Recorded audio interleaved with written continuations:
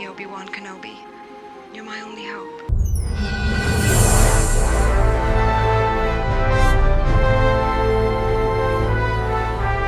Almost 50 years ago, Star Wars came out in the movie theaters. It took the world by storm. I was too young at the time to see it. I was about 3 years old. And about 1980, I was about 6, and I do remember going to the drive-in movie theater. The drive-in, with my parents, the three of us, and watching Empire Strikes Back. But then, in 1983, when Return of the Jedi came out, I do remember that. I was about 9, 10 years old, and I remember the drive to the theater. I remember waiting outside for the matinee, seeing Return of the Jedi, my first true experience with Star Wars on the big movie screen. And man, did it change my life. I fell in love with it that day.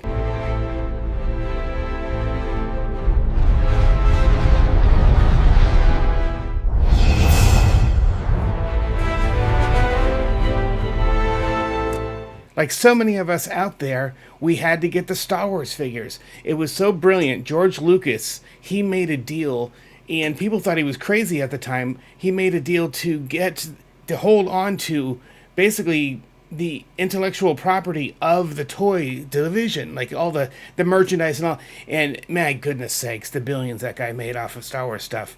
But we fell in love with Star Wars. The world did. And to this day, we still look back and say, those are some of the best movies that we enjoyed then and we still enjoy now. So about the Star Wars figures, there's been so many lines through the years. Of course, I started off, I have figures from 77, 1980, and I have figures from 1983. I have 50 to 60 original Star Wars figures, and that is what we're doing in this series. We're going to be going through the entire vintage collection, the figures, the ships, the play sets, and then we're going to work our way from the 77, 80, and 83 up to 95, 96, 97, 98, into 2000, and a little bit beyond 2000, because they kept coming out with the re-releases. So, as a kid, it was so impactful on me. I would play for hours at a time in my room with my Star Wars figures. I never really reenacted the movies. I made my own stories. I used the figures, and they were alternate characters from although I probably, with some of the main characters, Luke, Leia, Han, they may have been themselves, but all the secondary players, right? All the other figures that surrounded them for big battles and forts and imagining different worlds, I did that for hours and hours and hours at a time. When it snowed on my back deck, I would bring my figures out and I'd play Hoth. Or I'd bring my figures up into the woods next to my house and I would play Endor. And then I did something against it. I can't believe I did this. I actually brought some of my figures over to my friend's house. He had a sandbox. Tatooine. Well, guess what? I lost a Yoda that day, possibly an R2, and I lost 2 or 3 figures that day. I don't know if he stole them. I don't know if they got lost. But never again would I play with another kid with my precious Star Wars figures. They were so precious to me, though. See, I didn't go into this as a collector. I was a kid. 9, 10, 11, 12. Those prime years with playing with toys. Back when we actually played with toys. And these were my beloved possessions. These were my playthings. These are the things with which I made my own original stories. And because of that, they were precious to me, and I held on to them. So I go through high school, I pack them away, right? Done with toys. Now it's about girls and music. But then I go to college, and then I get married. My collection stayed at my parents' house. They finally came to me around college, all my original vintage stuff. But then, early in college, around 1995, 96, I found out that I had to have neck surgery. And during that time, that's exactly when the movies were re-released in the theaters and new lines came out, new reissues of the Star Wars series. Completely remodeled. Of course, they're using computers at this time. Back, you guys have probably heard the term, the original figures were basically kit bashed, where they would break apart other kits of other figures and stuff, and they would build what they thought was a Han to get a kind of a practical mold with which they could make that. And then, of course, computers came along, right? CAD, computer-aided design, where they could actually design figures. And that's probably through the 90s up through today, okay, where computers actually create the mold. We have 3D printers, and then you can mass produce from there. The original series, I have backs of the cards here. You can see there's a rebel commando, and there was a sticker on it back then where you could mail away with the proofs of purchase. And I actually did that for the Emperor. I'm trying to find one here. But on the back of the cards, this is how we identify them. You can see how, oh, this is 79. Okay, this is actually a good one. See how it says collect all 79? Okay, that's 79.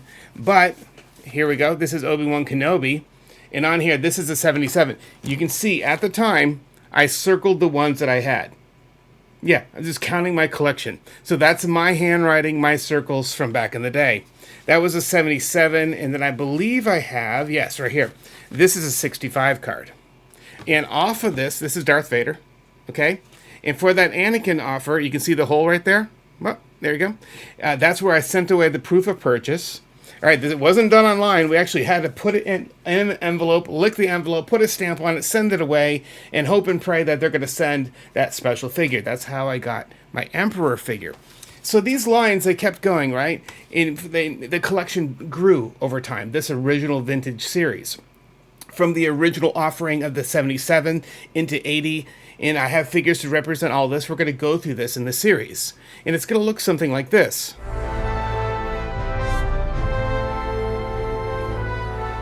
Alright, so this is the Jabba the Hutt playset.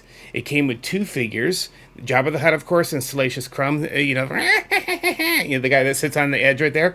And then he has his little thing with which he gets bugs and stuff, and he drinks the juice. Yeah, this is Jabba. And when you turn his head, his tail moves.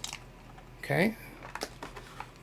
When you turn Jabba's head, his tail actually moves.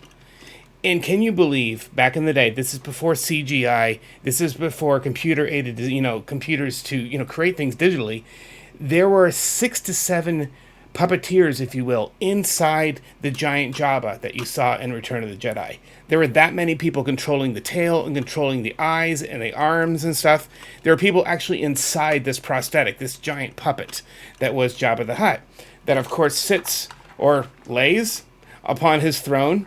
Now this is a cool playset because it has a string that comes off here where you can put a ring around Luke's neck, but also these open up, okay, to kind of represent when Luke falls through the floor into the Rancor pit.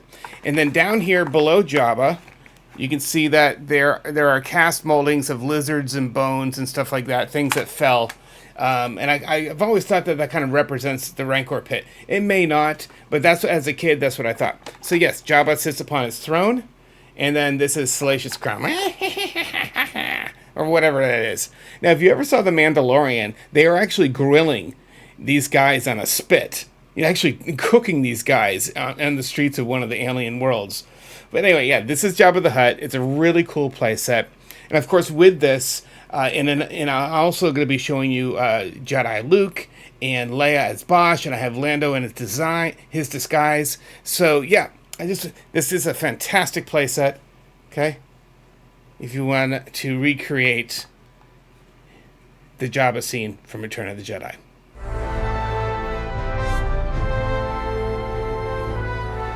All right, so this is Darth Vader from 1977.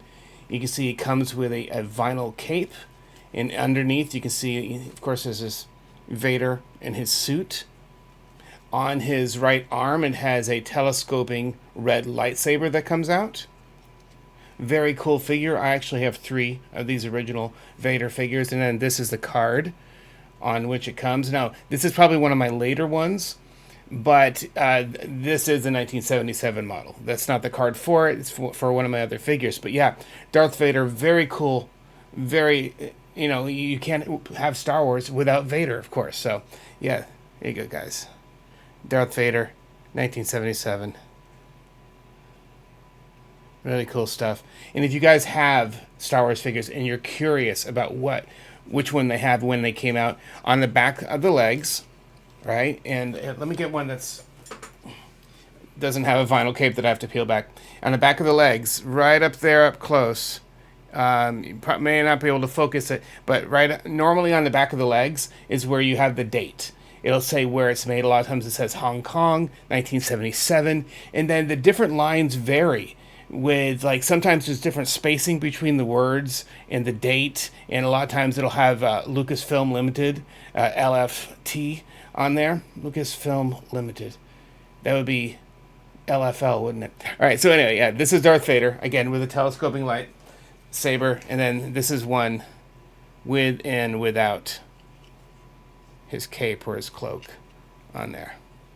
Very cool figure. So that was an example of Jabba the Hutt and Darth Vader from the original series. Something that I used to look at with the Jedi of the Star Wars Collection book. We had these little books that came with the ships. Inside, you can see once again, all the figures are laid out. I would spend hours at a time poring over these pictures and reading every nuance of this. I was pretty fanatical. And I own these toys right here. I'm going to be showing those in a future episode. Sliced Noodles and her band for Jabba. And then that carrying case. See that gun right there?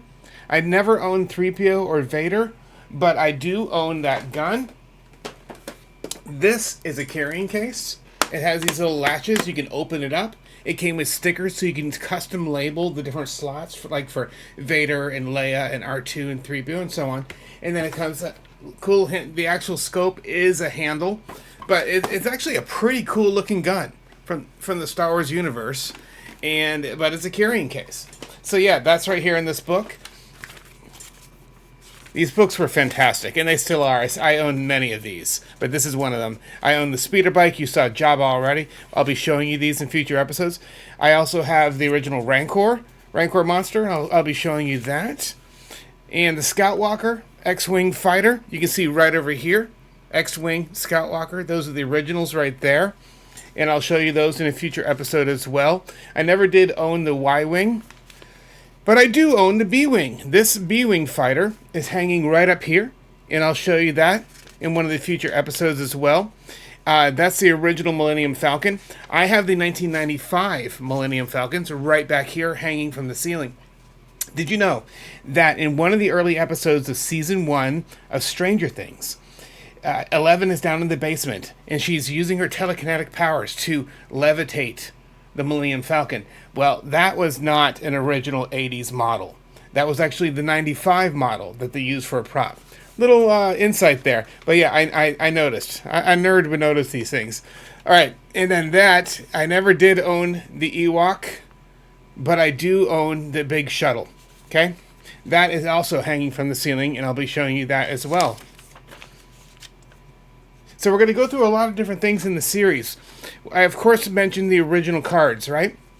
And by the time we got here, I told you that they kind of run out of ideas. They're trying to get rid of their stock. That's just my take on that. But in 1995, there was a complete reissue, updates, new figures. The Star Wars line was back and in full force.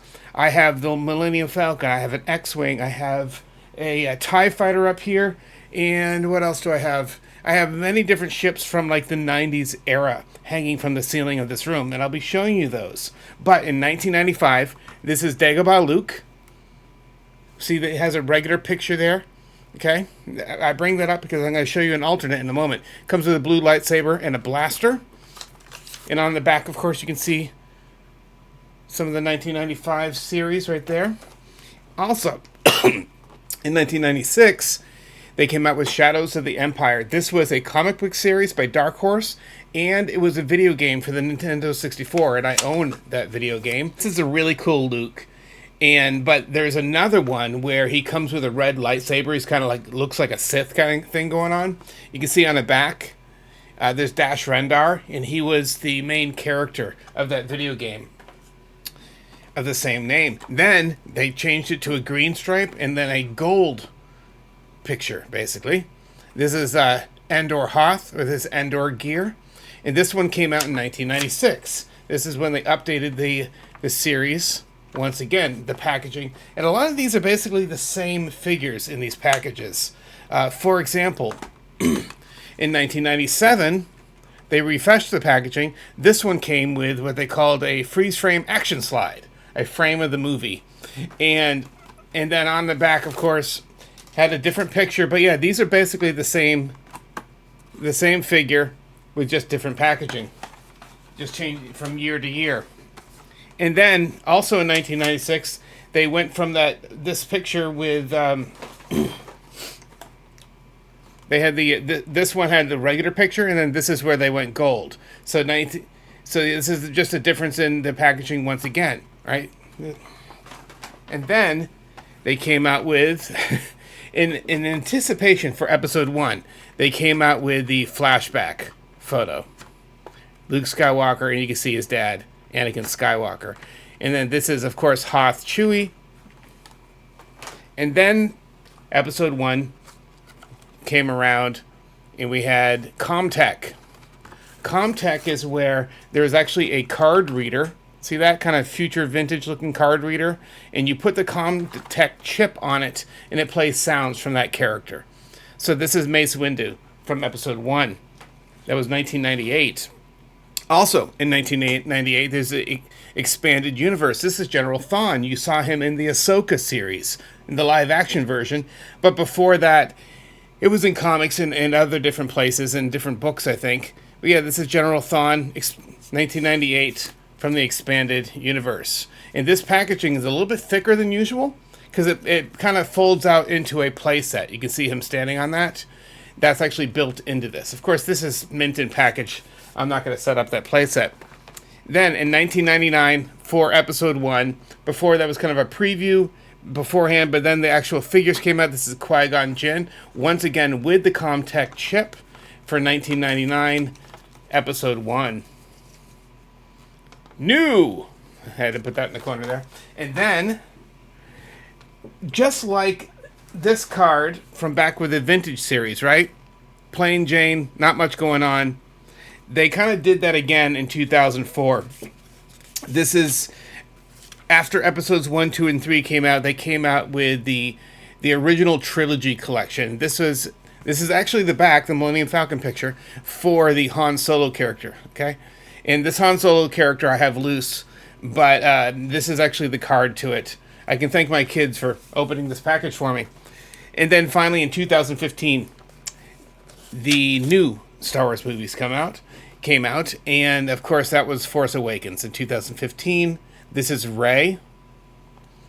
Okay, and the amount of text that they started putting on the backs of these got really out of hand when Disney took over. Look how much warnings and all that other stuff, and then look at the amount of stuff right here. There's just a few words under the Kenner logo. Look at that, the date, all in the copyright and the trademark and stuff. But this one, it's like the Declaration of Independence back here. It's ridiculous. So yeah, this is from, and I have more of these, and I'll be showing you these in the future episodes. So those are the lines from the vintage, the back of the cards, all the way 95 up into 2015. And so stay tuned. Hit the subscribe button if you want to see all my vintage collection, and then all of my series throughout the 90s, and I have a lot of them, and I look forward to talking about these with you. Thank you for joining me for this episode 1 of the Star Wars series. Episodes 2, 3, 4, and so on will be coming out real soon, where we're going to talk about the vintage Star Wars line, the lines that come out in the 80s, and the 90s, and the 2000s, but also everything from decorative plates to books and all the different things. We're going to talk about everything Star Wars. We're going to talk about the movies, and we may even do a live show at one point as well. Thank you once again. Guys, if you have subscribed, thank you for being here. If you haven't yet, hit that subscribe button. Like this if you like it, and if you know someone who loves Star Wars, please share this with that friend. I'm Eric. This is a Loud Boy Experience. May the Force be with you.